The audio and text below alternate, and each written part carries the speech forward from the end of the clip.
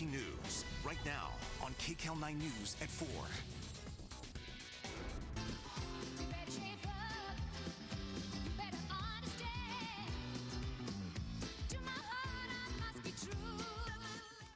She starred in one of the most beloved musicals of all time, giving voice to Sandy in the iconic movie Grease.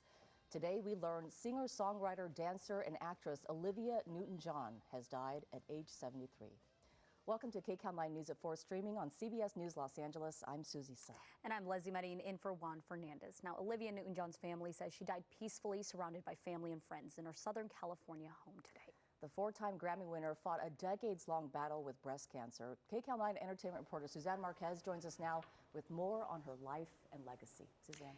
And what an incredible one it was, Susie and Leslie. Her husband announced Dame Olivia Newton-John died peacefully this morning at a ranch in Santa Barbara. She battled cancer for 30 years. Tributes have been pouring in on social media, and people are flocking to her star on the Hollywood Walk of Fame to remember the accomplished singer, actress, and philanthropist. I'm hopelessly devoted to you. Olivia Newton-John's Girl Next Door appeal in Grease created a hopelessly devoted following of fans from the 70s until now. We performed Grease in our high school and I played Sandy, so we're from two separate schools and we both ended up doing did like a production of Grease. In the film, the Pink Ladies make fun of her innocence, so she flips the script for a dramatic makeover to become the ultimate greaser girl. The penultimate song, You're the One That I Want, from Grease, became one of Olivia Newton-John's 5 #1 hits, sang with co-star John Travolta, who plays Danny Zuko.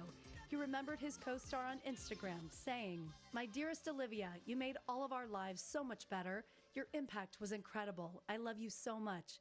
We will see you down the road, and we will all be together again. Yours from the first moment I saw you and forever. You're Danny, you're John." Her first feature film post-Grease was Xanadu, a box office bomb that launched the Razzie Awards in 1980, but ultimately became a cult classic. She cemented her legacy as a pop superstar in 1981 with a song about working out, inspiring outfits for a decade, and Halloween costumes forevermore. Physical, for sure.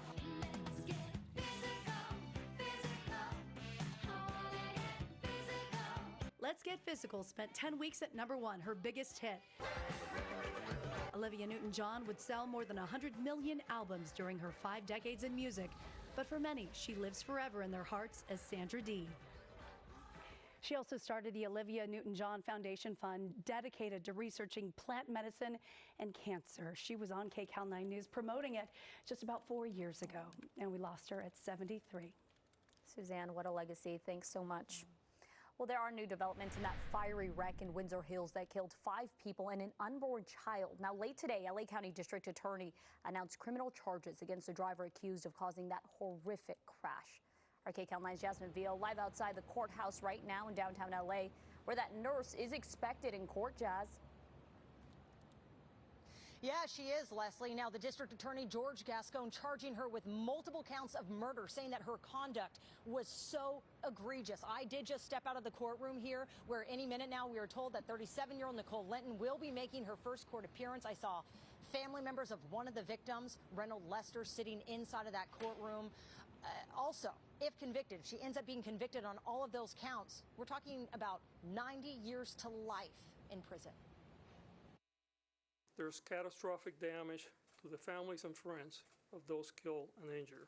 Inside the Hall of Justice Monday, LA County District Attorney George Gascon laid out the charges against Nicole Linton. 6 counts of murder, which includes an unborn child, and 5 counts of gross vehicular manslaughter for the 5 people who died.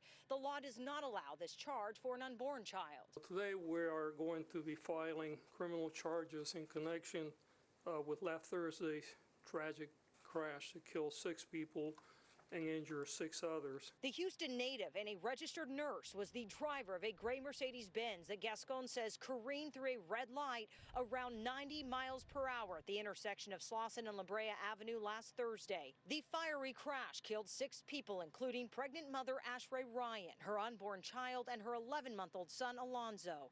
Her family is calling for the maximum penalty possible.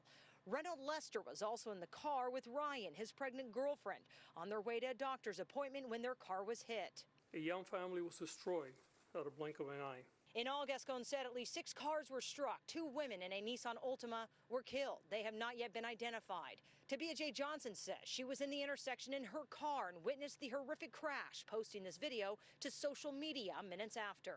The car that blew up next to me, that lady is fine. She's alive. She's bleeding. She's bloody, but she's okay. Gascon says right now there is no evidence of alcohol use as CHP is still trying to find witnesses who may have been with Linton leading up to the crash. Linton was arrested Friday morning as she remained hospitalized at Ronald Reagan UCLA Medical Center. She was then booked into jail and is being held on $9 million bail. Again, 6 vehicles, other vehicles were involved in this collision. 5 people with minor injuries inside of that SUV along with another driver. CHP is investigating. Live here in downtown Los Angeles, I'm Jasmine Beal for KCAL 9 News. All right, Jasmine, thank you.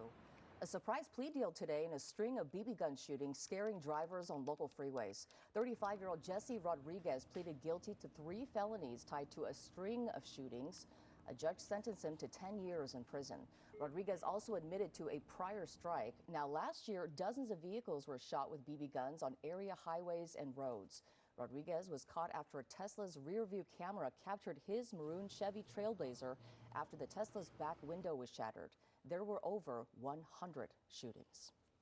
An update now on a Newbury Park woman who was struck by lightning outside the White House in Washington, D.C. and was severely injured. Yeah, family and friends of Amber Escudero Cantostates says her recovery has stunned doctors and now she's out of the ICU. Our KCAL 9's Tina Esdin is live in Newbury Park where she talked with family and friends. Tina. Yes, the parents of the 28-year-old woman who was struck by lightning out in the D.C. area quickly left their home here in Newbury Park, that's in Ventura County, to be by their daughter's hospital bedside. They tell me that she has just recently taken her first few steps and miraculously is doing well.